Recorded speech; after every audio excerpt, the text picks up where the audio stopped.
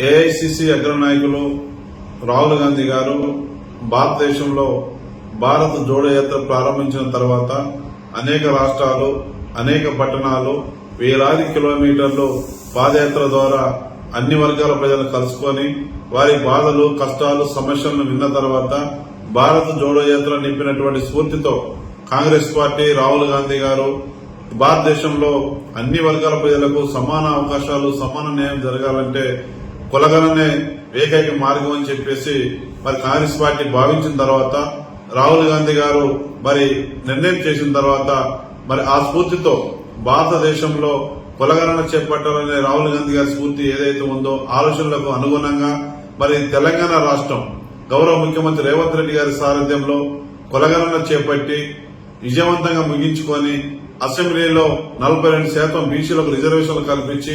భారతదేశంలోనే కులగణన చేపట్టినటువంటి ఏకైక రాష్ట్రంగా గౌరవ ముఖ్యమంత్రి రేవంత్ రెడ్డి గారి సారథ్యంలో కులగణన చేపట్టిన రాష్ట్రంగా చరిత్రలో మిగిలిపోయింది. దేశానికి ఆదర్శంగా నిలబడ్డ రాష్ట్రం తెలంగాణ రాష్ట్రం. మరి ఇవాళ భారత పార్లమెంట్ లో మరి ప్రధాన ప్రతిపక్ష నాయకులుగా ఉన్నటువంటి రాహుల్ గాంధీ గారు మరి కులగణన పైన చేస్తున్నటువంటి పోరాటం